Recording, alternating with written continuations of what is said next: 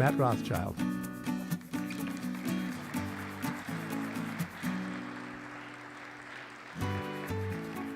got a sign right here.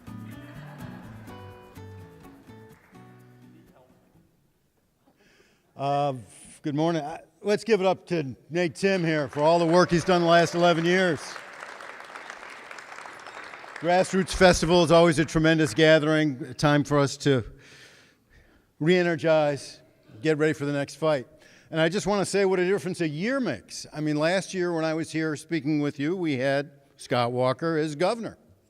Scott Walker is not governor anymore.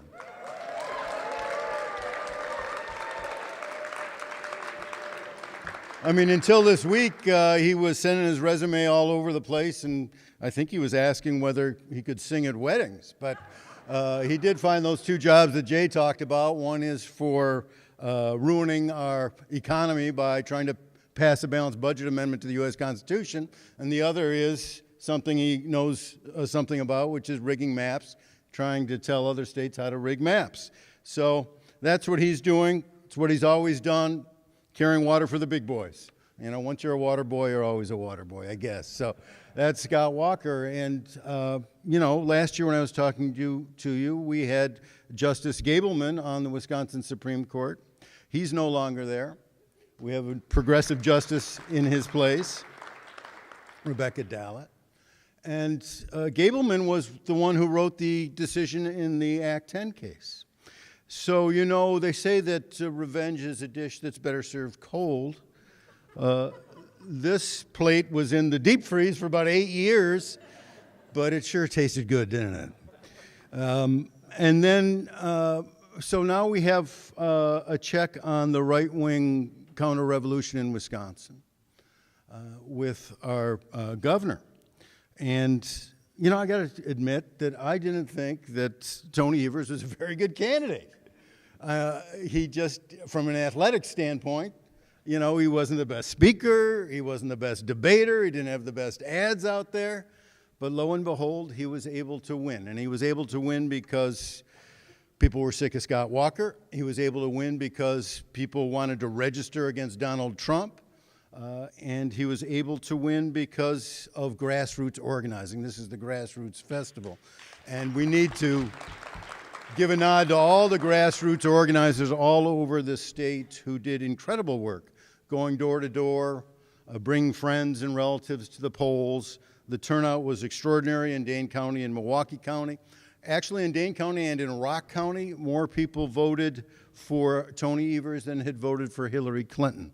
That almost never happens, and it is testament to all the grassroots work that was going on. And also, I've got to say, the nonprofit progressive sector did a tremendous job. The League of Women Voters, Common Cause, Citizen Action, registering people to vote, telling people how to vote, where they could vote, about early voting. This was a real united effort across the board of the whole Wisconsin progressive community, so you should applaud yourselves once more for the great job you did. When I spoke to you last year here, there was no check on the runaway train, the counter-revolution that Donald Trump has been running, and now there is a check. There is a check in the House of Representatives. Paul Ryan is no longer Speaker of the House. Paul Ryan is now out to pasture where all Republicans go out to pasture, Fox Corporation. And good riddance to all of them.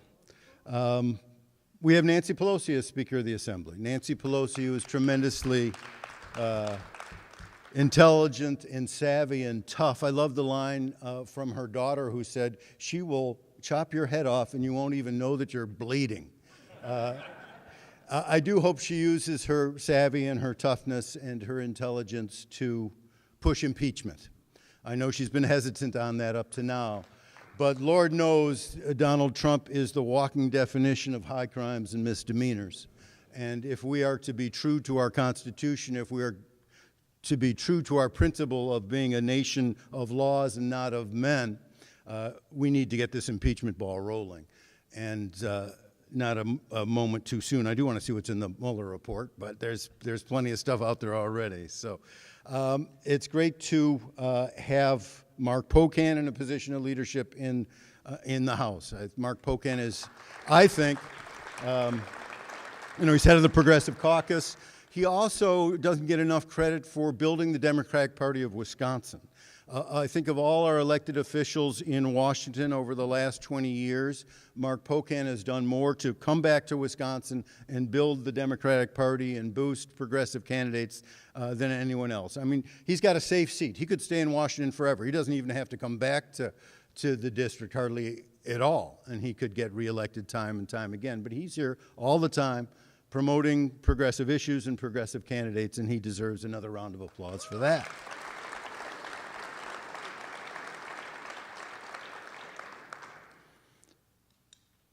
I want to talk more about what's going on in Wisconsin and about the grassroots work that's going on in Wisconsin. Jay talked about redistricting and laid the issue out well, but what I want to stress is this. 42 counties in Wisconsin, 42 county boards have passed resolutions saying that they want the state legislature to ban gerrymandering in Wisconsin once and for all. 6 counties have passed referendums in favor, and they've passed overwhelmingly. 4 passed just last November. This movement for fair maps in Wisconsin, this movement to ban gerrymandering, this movement for nonpartisan redistricting in Wisconsin has taken off. I was just on Thursday night up in Newbold, Wisconsin, which is a town a stone's throw from Rhinelander, which is a town north of Wausau, for those of you who don't get up north. And we were in the town hall. To my mind, as I was driving through, it was the only building in the whole town. But anyway, we're in the town hall, and there were 50 people there. 50 people came to the town of Newbold, Wisconsin, to hear about nonpartisan redistricting. And this, too, is an issue that's been carried by the nonprofit progressive community across the board. Common Cause has done a lot of work on it. Citizen Action's done a lot of work on it. The Fair Maps Coalition that we're all a part of has done tremendous work on it. So this thing has really taken off. At some point, all these counties almost are going to be purple. And at some point, people who are running for elected local office are not going to be able to get reelected if they don't come out for banning gerrymandering in Wisconsin. They need to be told at every public town hall that they have that if you don't support banning gerrymandering in Wisconsin, you're not going to get my vote. That's a language every politician understands. So this is a great grassroots movement that's going on. The other great grassroots movement that's going on in Wisconsin is Wisconsin United to Amend, this effort to amend the U.S. Constitution to proclaim once and for all that, corporations actually aren't persons and money actually isn't speech. And so George Penn, Jim Christie, the other great organizers with Wisconsin United to Amend, they've gotten 144 communities in Wisconsin to pass resolutions or referendums saying we've got to amend the U.S. Constitution. We've got to overturn Citizens United.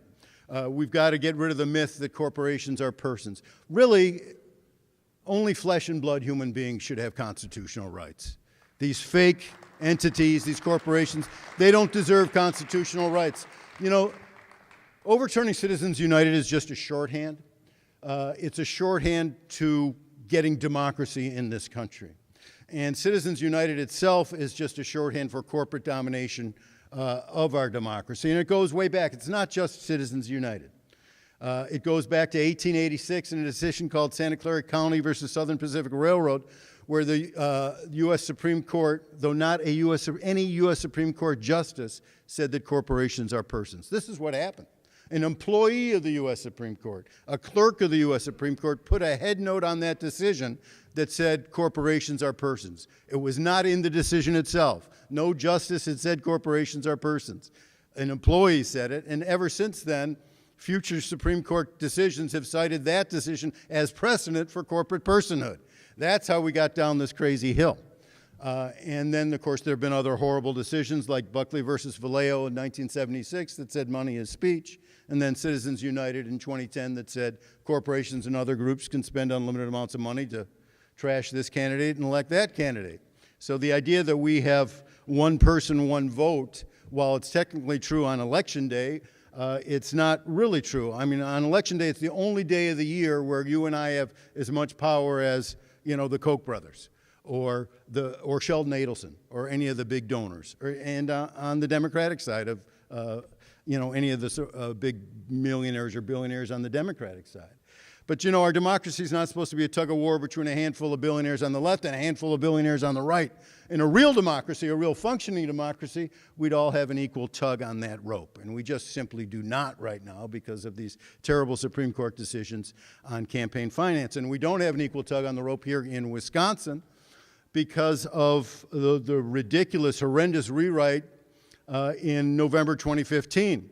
I remember being in the Senate gallery. There was just a Capitol Police officer and a Senate page and me up there at about 10 o'clock at night that November evening. I remember seeing Mark Miller get up and try to defend the preamble to Wisconsin's law at the time, which was a good law on campaign finance, the preamble saying that too much money in campaigns in Wisconsin is detrimental to our democracy, and we need more transparency in our democracy. They took the preamble out. They didn't even want nice rhetoric about democracy in Wisconsin. And so that law doubled the amount of money that rich people could give to their favorite candidate. For instance, instead of $10,000 to your favorite candidate for governor, rich and poor alike in Wisconsin can now write checks for $20,000 to their favorite candidate for governor.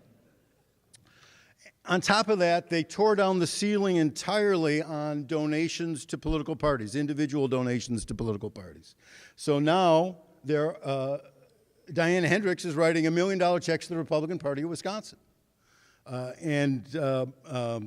Mrs. Ricketts in Nebraska wrote a check for $1 million to the Republican Party of Wisconsin. There used to be a $10,000 aggregate limit as to what you could give in Wisconsin. If you wanted to give $10,000 to the Democratic Party of Wisconsin, you couldn't give a dime to Jim Doyle. You couldn't give a dime to anyone else running for state senate or state assembly or any other office. And now, you can give unlimited amounts of money to the political party of your choice and to the legislative campaign committees. That's what makes Voss and Fitzgerald king. They can get money from individuals, unlimited amounts of money to legislative campaign committees, on top, which they run. Those are campaign committees that Fitzgerald and Voss themselves run. On top of that, and poor fighting Bob La Follette, corporations for the first time in 100 years now can give donations to political parties and legislative campaign committees, and they do that. $1.7 million in the last election. Some of that came from Philip Morris, which gave money to both sides, by the way. A lot of these corporations like to grease wheels on both sides. So we've got our work to do on that. I want to tell you there's pieces of legislation that are very good on campaign finance reform pending right now. Senator Larson, Chris Larson of Milwaukee, has introduced a package, campaign finance reform package, in the Senate.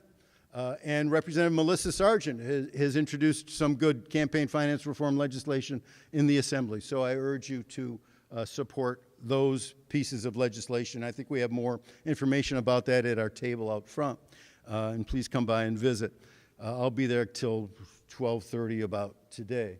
I do want to say I am worried still about Donald Trump because as George, why, pray tell? George Conway put it well this week in saying that this guy has a narcissistic personality disorder. I mean, if you look that up in the DSM-5 or the DSM-6, the Diagnostic Manual for Psychological Disorders, and you look up this pathological narcissism, he checks every single box, every single one. And on top of that, he's the closest thing we've ever had to a fascist in the Oval Office, and I just think we need to be clear about this. This inability, this incapacity, this unwillingness to denounce white supremacy, white nationalism, the horrible attacks in New Zealand. He didn't even mention Muslims or Islam. Didn't even express sympathy explicitly for people of that faith. It was just an outrageous additional evidence of his racism. We didn't need much more evidence, did we? I mean, after Charlottesville, we didn't need any more evidence. But there it is. And it's really important that we recognize the threat that exists to our very foundation of our democracy. When Michael Cohen was testifying, this bit of testimony didn't get enough attention. He said that there may not be a peaceful transition of power in 2020. He's so worried about Trump's autocratic, authoritarian attitudes.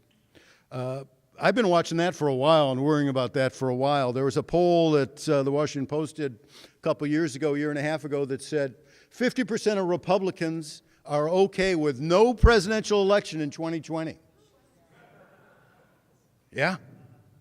And Trump's comment the other day about he's got the military, the police, and motorcycle gangs to back him up was another horrifying reminder that this man may do something that we really haven't seen in this country before.